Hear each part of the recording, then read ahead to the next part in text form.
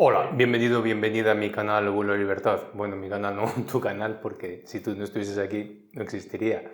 Muchas gracias a todas las personas que estáis aquí por vuestros comentarios, son muy importantes, hoy lo veremos lo importantes que son. Y no lo digo por el tema YouTube, algoritmo ni nada, sino porque a mí me ayudan y me enseñan y me muestran cosas y además puedo seguir el pulso de por dónde va a un momento de lo que estoy hablando. Es muy importante. Por otra parte, muchas gracias por vuestro like y especialmente a las personas que tienen la generosidad de apoyarme en ese trabajo con ese café al que me invitan. Muchas gracias. Estoy realmente a veces un poco avergonzado. Es que no sé si realmente estoy aportando algo por el valor que luego me están dando las personas. Les doy las gracias infinitas. Hoy vamos a por una segunda lección. Notas antes de nada. Si esto te aburre un momento dado, no te aburras. Es tontería. No te enfades porque yo me pueda enrollar. Abajo tienes el guión. Punto por punto, minuto por minuto. Te vas a lo que te interese y así no te aburres. ¿De acuerdo? Segundo lugar, esto es una serie. Hay cosas que me doy cuenta, porque ya vamos por, ya no sé qué número, y hay personas que todavía se han quedado en el punto 2, en el punto 3. Todo va aumentando. No he hecho esta serie, no he llegado a lo del Bhagavad Gita hoy, al punto en que estoy, por casualidad. Llevo meses pensando en hacer esto y elaborándolo y demás. Entonces, sinceramente, míralo. Ahora mismo te dejo el enlace aquí arriba si no lo has visto y mira por lo menos los artículos para que sepas de qué estoy hablando, porque sinceramente si no te vas a perder y yo lo veo por comentarios, digo, pero que no has atendido esto. Claro, me haces una pregunta, yo encantado de respondértela, pero es que está ahí la respuesta, ¿no? Entonces, esto inicialmente. Una cosa que tengo que decir antes de entrar hoy en materia. Hace unas semanas, dos personas, Carlos Jimena y Ana Verdaguer, me hablaron de un libro, que era El misterio de Bericena Wilka. En este libro, bueno, pues hay una serie de cuestiones y este libro no es lo que parece. Y cuando digo no es lo que parece, hablaremos de él más adelante porque no quiero perder tiempo con este tema, porque no es el tema que quiero hablar, pero es un libro que puede ser peligroso para las personas que no tengan un conocimiento holístico amplio y de golpe se encuentren con algo que contiene verdades absolutas. Quiero decir, desde mi punto de vista y conocimiento, que ya sabéis que me gusta mucho la historia, tiene errores históricos fuertes. Hay cosas que se las salta, y hay cosas que las considera de una forma que no son reales. La historia del Islam en España no es como la cuenta él, no la historia de los judíos, por más que los judíos sí que tuvieron que ver tanto en la invasión de los árabes de España, como tuvieron que ver con muchas cosas, muchas que podemos hablar en otro momento. O sea, ese libro merecería una atención, pero es un libro que puede darte lugar a una confusión. Él dice que lucha contra la confusión, pero puede confundirte de forma importante. Entonces, si lo lees, tómalo con pinzas. Y si queréis que un día hable de él, hablaré. ¿Pero por qué lo cito? Lo cito porque, coincidiendo con el tiempo que estas dos personas hablaron de él, y que yo lo tenía en la bandeja de entrada para leerlo, pues eso me estimuló a leerlo. Pero al mismo tiempo, en ese mismo momento, que es cuando coincidía, cuando iba a hacer la encuesta, no sabía si dirigirme hacia un lado o dirigirme hacia otro, yo en bruto hice la grabación del vídeo de la elección primera del Bhagavad Gita. Como puedes imaginar, no es algo que a mí se me ocurra esto un día, sino tiene una elaboración de meses o incluso a nivel interior de años, hasta que puedes procesarlo y exponerlo de esta manera. El caso es que, bueno, lo grabé en bruto y del tiempo que pasó de su grabación al tiempo en que lo desempolvo para publicarlo la semana pasada, me encuentro con que lo que ahí digo está muy calcado a la parte espiritual mística de ese libro. Como digo, hay otra parte de cábala, hay otra parte de historias, otra parte... Bueno, parece que este hombre cuando escribió este libro quería hacer una obra magna y lo metió ahí todo, ¿de acuerdo? Lo introdujo todo. Entonces, hay una parte que de golpe yo cuando lo escucho me quedé asombrado, porque yo estaba hablando de lo mismo que está hablando él. Lo mismo. Lo que pasa es que estos vídeos, este también tiene una parte exotérica y tiene una parte esotérica. Y la parte esotérica tienes que tener cierto conocimiento para poderla desentrañar, si no simplemente te quedarás por la superficie. Yo no es que ande haciendo juegos de misterios, no, te hablo muy claro, pero hay cosas que necesitas un conocimiento, una introspección para poderlas abordar. Entonces, lo digo esto porque aquellas personas que conozcan este libro a lo mejor piensan que yo me he inspirado en ese libro para hablar como voy a hablar hoy, como hablé y como hablaré. Y no es así. Yo no me he inspirado en ese libro. Yo tengo mi propio camino, yo tengo mi propia vía y coincidente de una forma que no puedo explicar, que no puedo entender, no lo puedo entender, pues en la parte mística, en la parte más extraña que te puedes imaginar, coincide con ese libro. Pero no tengo ese libro en un altar, ni mucho menos me doy cuenta de los errores y como digo, si un día queréis, pues hablamos de ello, me lo decís y si hay cierta cantidad de personas interesadas, pues lo hacemos. Si no, pues no sé. Tampoco le quiero dedicar atención a algo que, bueno, pues yo ya le he puesto en mi estantería donde debe de estar. Y yo ya creo que me ha aportado lo que me tenía que aportar, aunque seguramente lo vuelva a leer. Dicho esto, vamos a parte 2, la lección de la divinidad. ¿Por qué hablar hoy de la divinidad? Mira, tengo una frase apuntada hace muchos años y yo la atribuía al Bhagavad Gita, pero debe de ser que con el apunté era seguramente alguno de los libros que leí comentando sobre el Bhagavad Gita porque yo he leído muchas versiones del Bhagavad Gita. Es un libro que lo leí por primera vez con 17 años y me ha dado mucho de reflexionar. Entonces, esta frase decía que tienes que encontrar la divinidad antes de entrar en batalla, porque si no la encuentras antes de entrar en batalla, ella no podrá encontrarte a ti en el fragor de la batalla. Entonces, cuando estamos hablando en la lección pasada de que tú tienes que aceptar que tendrás que pelear, es muy importante que tú tengas un enfoque correcto en esa pelea. ¿Por qué? Porque si no te vas a agotar con mucha facilidad. Es como si no sabes respirar para hacer ejercicio, te agotas rápido. La parte de la divinidad es muy importante en ese sentido, pero cuando yo estaba pensando en este vídeo, me di cuenta que este argumento puede ser un poco oscuro y me ayudó a ello un comentario y me ayudó también Mauricio, la persona que me hizo la entrevista que publiqué, cuando al final Mauricio me pregunta sobre la parte de la guía interior. Y es una pregunta que me hacen siempre. Yo soy totalmente contrario a las guías exteriores. Me preguntaba una persona, ¿y dónde dejo la fe? Es que yo la fe no entra en mi historia. La fe en algo ajeno. Entra la fe en las personas con las que trabajo, entra la fe en las personas con las que estoy. ¿De acuerdo?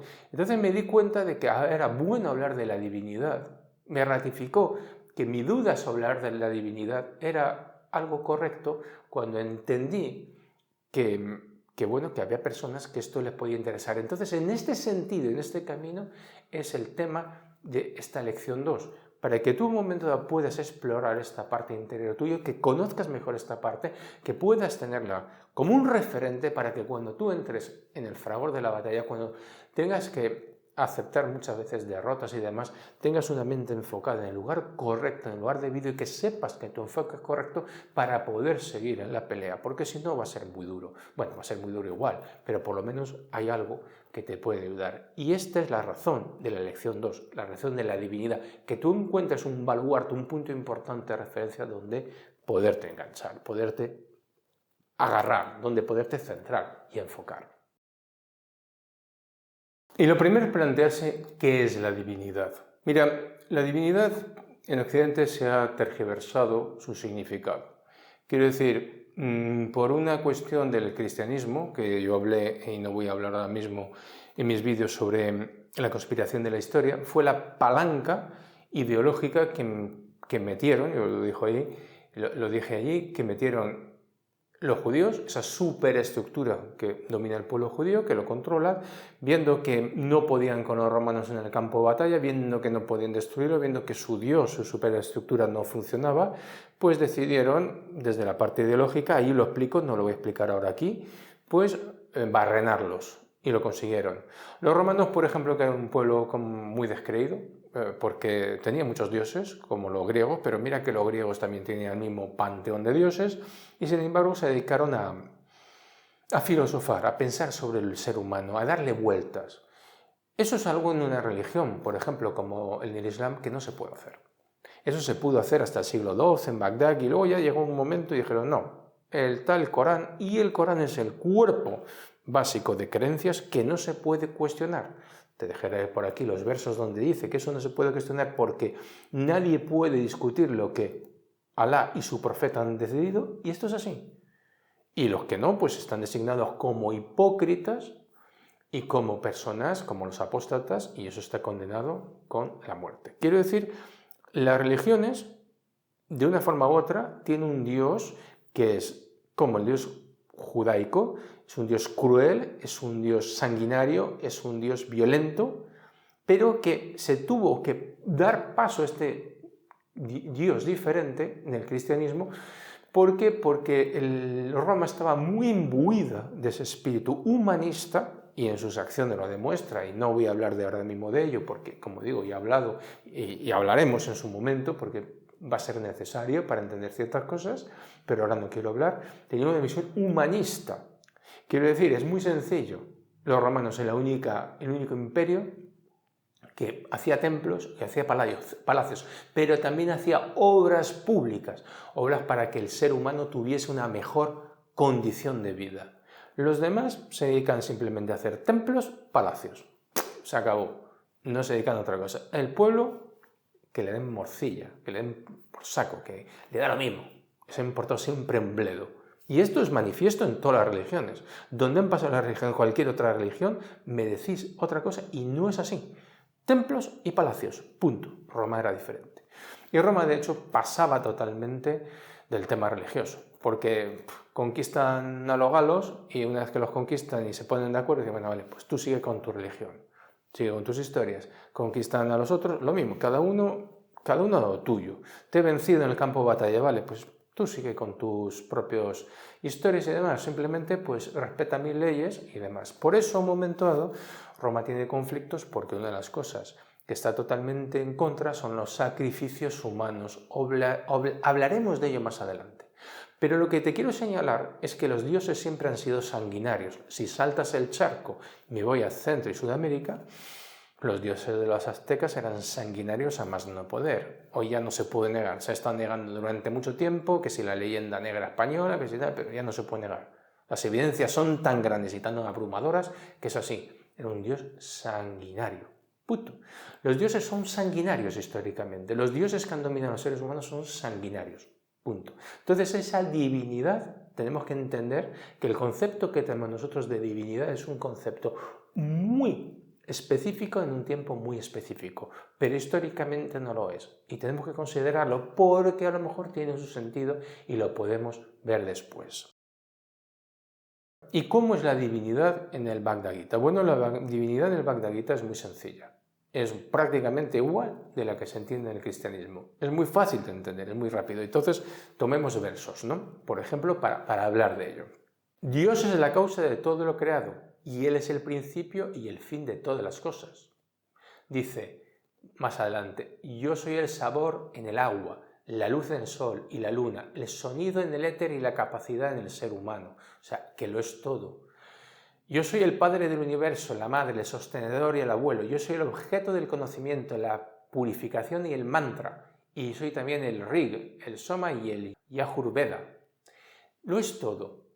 Dice, debes adorar a la divinidad como un fuego sagrado en el altar de tu corazón, o Arjuna. Entonces es un Dios como podemos ver el Dios judío, como el Dios cualquiera de nuestras religiones. Es un Dios que es externo, está ahí fuera de todo esto, ¿de acuerdo? Es un Dios que está fuera de todo lo que... es un Dios como una entidad fuera. Y esto es algo que corresponde totalmente con nuestra formación occidental, ¿de acuerdo? Sin embargo, tiene cosas curiosas. Dije que este libro, cuando analizas, tiene contradicciones. Lógicamente, a mí me pilla un erudito, un estudioso de estos, y bueno, pues quizás me da una paliza con erudición. Pero una cadena es tan fuerte como su eslabón más débil. Y esto yo lo he visto hacer en debates sobre temas de religiosos, por ejemplo, precisamente temas... Durante años he estado estudiando el Islam, por ejemplo, para tener un criterio propio de ello, y cuando te agarras al punto débil, al eslabón débil, es que la cadena no se sujeta. Y entonces son las contradicciones que tiene. Y dice, en verdad tú eres el Dios supremo, luz divina, pureza inmaculada, espíritu eterno, creador sin principio ni fin, el Señor omnipotente que habita en todas las cosas. No me digas que no te suena. Principio ni fin, el Señor que vive en todas las cosas, esto te suena. Pero he aquí la contradicción. Todos los mundos, incluso el mundo de Brahma, el creador, están sujetos al cambio, pues son transitorios. Vamos a ver. No acabamos de decir que eres el creador de todo, que tú has hecho todo, que estás por encima de todo. No dices en otro momento que todo momento dado que nace está destinado a morir y a reencarnar. No dices que tú eres todo. Y sin embargo, de pronto dice que todos los mundos, incluso el mundo de Brahma, del creador, están sujetos al cambio, pues son transitorios. Pues tienen un principio y un fin. O sea, si dice que no tiene principio y fin, ¿por qué ahora de golpe dice que tiene principio y fin? Porque están hablando de cosas diferentes. Porque como todos estos libros, y lo dije en Vuelo a la Libertad hace ya muchísimos años, por eso digo que el libro de Belicena Wilken no es lo que me ha inspirado. Lo digo en ese libro, concretamente, que hay un conocimiento de la parte exotérico y esotérico. Y aquí entramos en el conocimiento esotérico. Hay una parte para que las personas se maravillen, busquen dioses fuera, busquen dónde tener fe, alguien que les guíe por el mundo astral, alguien que les guíe en el mundo espiritual, alguien que les diga lo que tengan que hacer. Y de pronto hay una parte esotérica más profunda. Y dice, pues tiene un principio y un fin, pero aquellos que llegan a mí se liberan del continuo ciclo del nacimiento y muertes. ¿Perdón? ¿Perdón? O sea, es que es una contradicción tremenda. Y claro, tú fíjate una cuestión importante. Y aquí hablamos de la divinidad interior. Entonces, tenemos estas contradicciones. Pero tú fíjate una cosa más, que es muy importante, que yo aquí le había apuntado. Dice, el Señor Supremo está sentado en el corazón de todos los seres vivos, oh Arjuna, y por medio de la ilusión, que es su propia energía, cada uno se olvida de su posición eterna. Vamos a ver. Analicemos esto. El Señor Supremo, Brahma, el Creador, está sentado en el corazón de todos los seres vivos, o sea, se ha sentado en él, por medio de la ilusión. La ilusión dice que es su propia energía. Y esa energía, gracias a esa energía, cada uno se olvida de su posición eterna. ¿Entiende lo que te quiero decir? ¿Entiende la contradicción? ¿Entiende lo que te está diciendo? Porque te dice que Dios es la causa de todo lo creado y es el principio y el fin de todas las cosas, pero al mismo tiempo te está diciendo luego en esa contradicción que todos los mundos, incluso el mundo del creador, están sujetos al cambio. ¿Te das cuenta el caos, el follón que hay? ¿Te das cuenta el lío tan tremendo? ¿Te das cuenta? ¿Te das cuenta que ese libro tiene contradicciones? Pero eso sí, una persona versada en este libro no te lo va a reconocer. Como no te van a reconocer ciertas cosas, pues de ciertas religiones, como la que estamos citando, sus propios vendedores, sus propias personas que son creyentes de ello. Pues aquí lo mismo, pero yo te estoy señalando las contradicciones, porque a través de la contradicción vamos a llegar al conocimiento, y el conocimiento sobre la divinidad interior. La divinidad interior es un tema mucho más personal.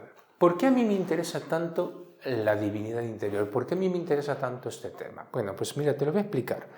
Me interesa mucho por la parte práctica, no por la... Ahora estamos hablando de elucubraciones. Tomamos un libro, empezamos a despedazarlo, empezamos a analizarlo, empezamos a tirar de él y empezamos a ver qué tiene.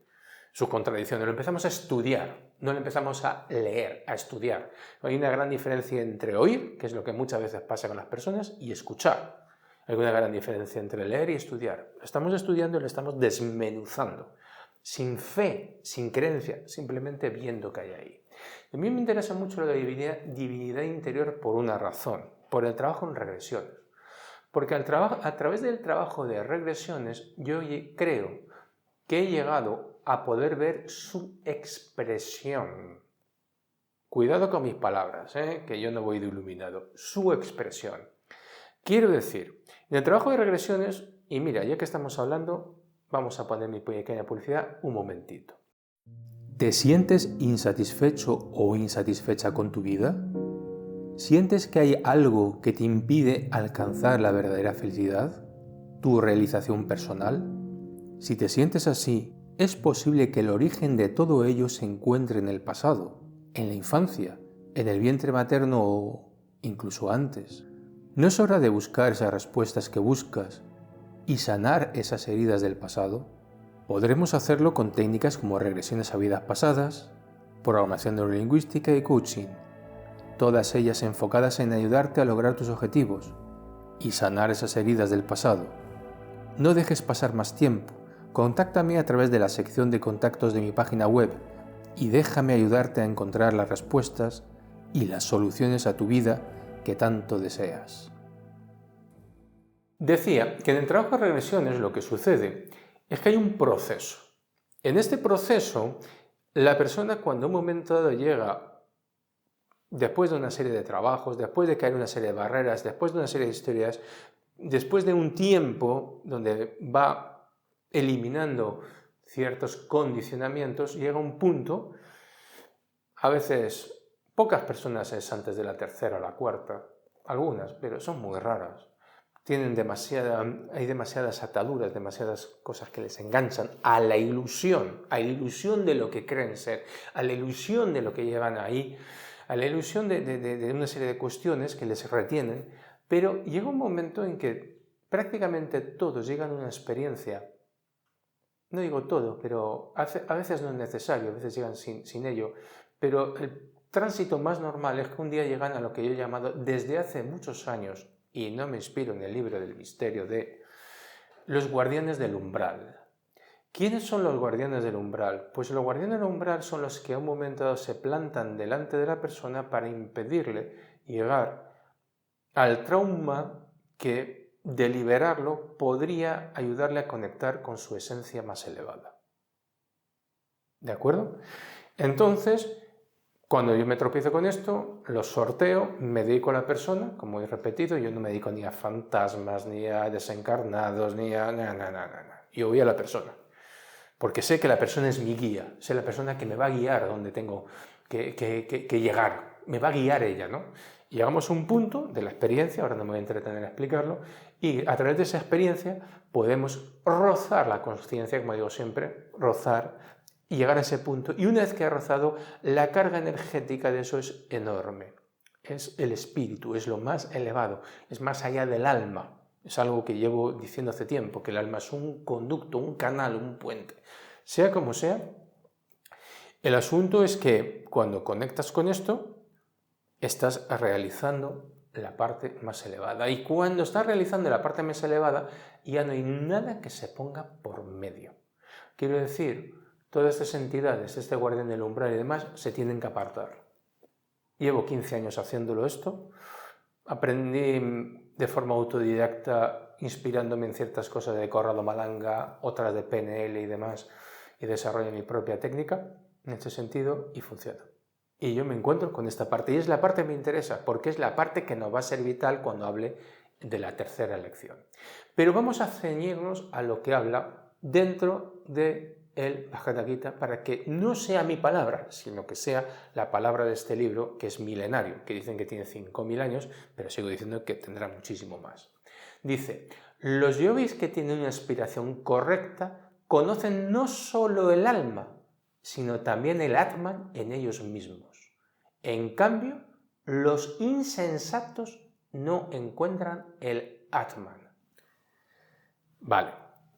Te pongo la palabra en pantalla para que la puedas ver, para que la puedas masticar.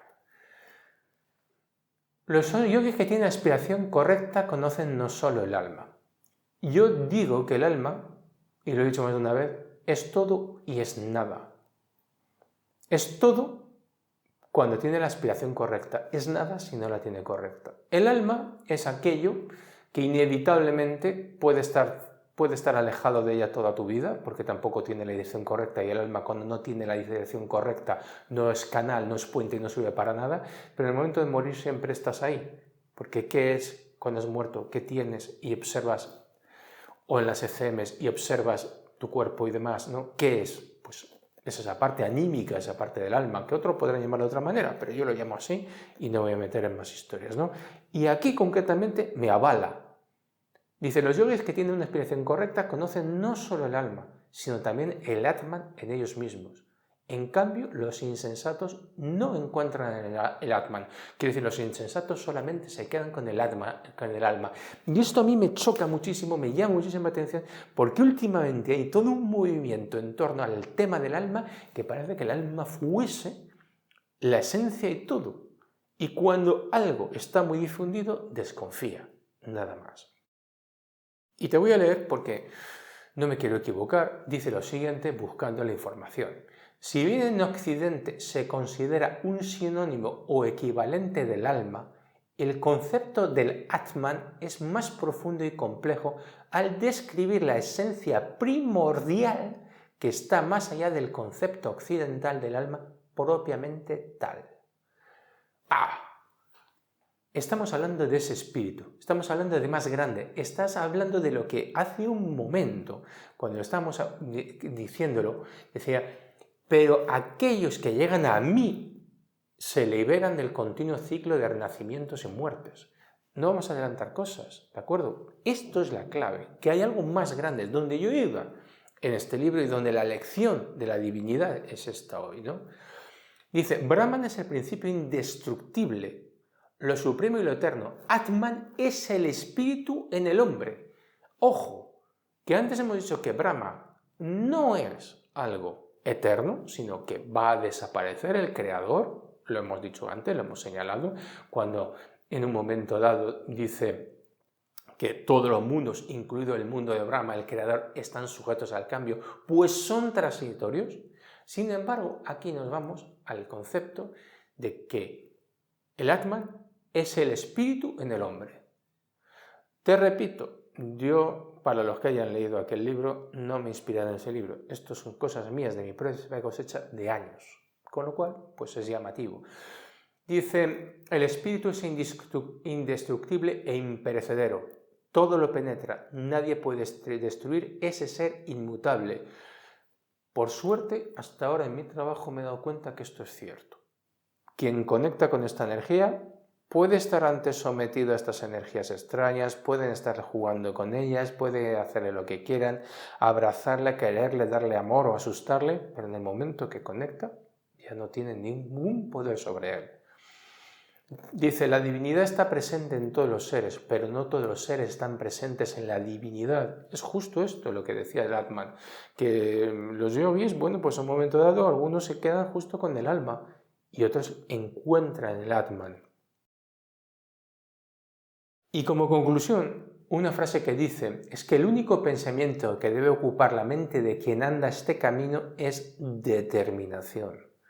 Te he hecho un artículo sobre la determinación, he hecho artículos sobre eso, he hablado sobre la decisión, determinación concreta, y aquí te lo dice, o sea, quiero decir, esto es una cosa que hace tiempo, no me lo traigo ahora de golpe y te lo traigo, ¿no? Sino simplemente es algo que llevo mucho tiempo hablando. Dice, la mente de aquellos que no tienen determinación desvaría perturbada por el aluvión de pensamientos. ¿Qué es el aluvión de pensamientos? La distracción, que en este libro que hablamos, el misterio, es la confusión. Cuando te distraes te confundes constantemente. Y esta es la conclusión que te puedo decir. Fíjate que dice, enorme se dice ser el poder de los sentidos, pero aún más poderosa que los sentidos es la mente. Y aún más poderosa que la mente es Buddhi, la razón. Pero aún más grande que la razón es el espíritu que habita en todos los hombres y en todo lo que existe. El espíritu. El espíritu que hemos quedado que es algo que es superior a Brahma, el creador. Otra vez, pensémoslo, ¿no? Entonces, fíjate esta frase, como conclusión quiero que la veamos. Enorme se dice que es el poder de los sentidos. Quiero que ahora reflexiones una cosa que decía una persona. Todo el conocimiento se ha tergiversado. Jesucristo, decía una persona, es el gran Dios del corazón. A partir de él, todo es corazón. Sin embargo, en este libro, y hablaremos en el próximo vídeo sobre ello, en el próximo artículo, la mente es muy importante. Y en los libros antiguos, más clásicos, la mente es importante. En el Bhagavad Gita lo tiene, en el Dhammapada lo tiene, mi mente ha alcanzado lo incondicionado. En fin, la mente es importante. Pero, sin embargo, al día de hoy y desde a raíz del cristianismo, lo que se ha querido es desvalorizar la mente a favor de la emoción. Y hay personas muy famosas que, con millones de libros vendidos, que la mente te la tiran por el suelo. Pero sin embargo aquí te dice que los sentidos, las emociones, está muy bien, pero es más poderoso que los sentidos es la mente. Y más poderosa es la razón. ¿Qué es la razón? La razón es simplemente lo que te repito siempre, piensa por ti mismo. No me creas, piensa por ti, dale la vuelta de tú. ¿Por qué? Porque la razón, tu razón, es la que te explicará las cosas. Pero encima de todo eso está el espíritu.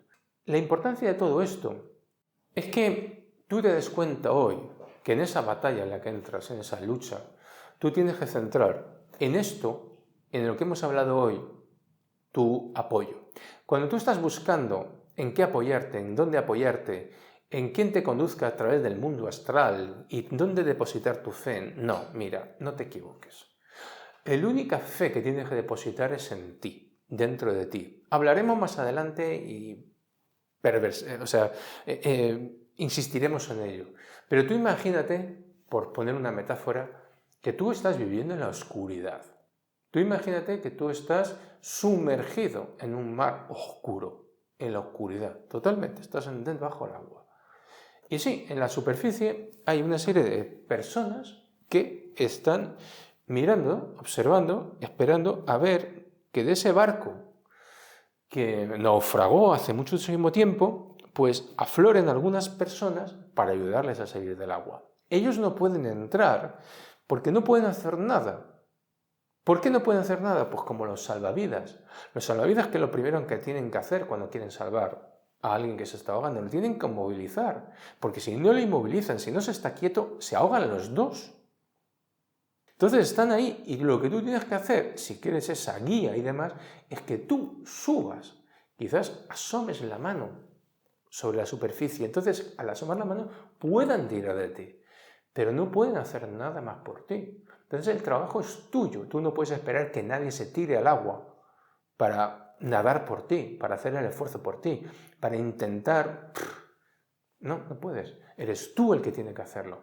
Tienes que ser consciente que vives en esa oscuridad y tienes que ser consciente que eres tú el que tienes que buscar ese espíritu, porque te lo está diciendo este libro, no te lo digo yo. Yo te lo digo por las experiencias que han trabajado personas conmigo, lo han conocido. Y se han dado cuenta de esa potencia. Y luego hay que mantenerlo, porque no nos engañemos, no nos engañemos. Tú puedes tener una experiencia cumbre de este tipo, pero luego vuelves a la vida, vuelves a la vibración normal. Entonces, de una manera u otra, ¿cómo se consigue esto? Pues que cuanto más veces conectas, se va transformando, se va contagiando el resto de tu ser, de todo eso, y cada vez va ocupando más espacio. Pero este no es el momento de hablar ahora de ello, ¿entiendes? No es el momento. Ahora el momento simplemente es que te des cuenta a través de lo que te he explicado, que dejes de buscar guías, que dejes de buscar cosas y busques dentro de ti, porque este libro te lo está diciendo, te está hablando del engaño, del enorme engaño de un Dios que está ahí, que no es eterno, que no dura, que desaparecerá, porque es cíclico, está sujeto a esos ciclos, y hay un espíritu que está ahí, que es el del ser humano que está dentro de ti, que es eterno. Y que tú busques eso. Como decía, estos vídeos no son para cualquiera, pero espero que a los que les haya llegado hasta aquí pues les haya gustado y no te digo nada más. Si te ha gustado y quieres invitarme a un café, aquí abajo lo puedes hacer. Si no, pues me puedes dar un like, que no te cuesta nada y es gratis. Y bueno, aquí te dejo para suscribirte si quieres y aquí un enlace a un vídeo que puede ser de tu interés. Y nada más por hoy, muchas gracias y hasta siempre, adiós.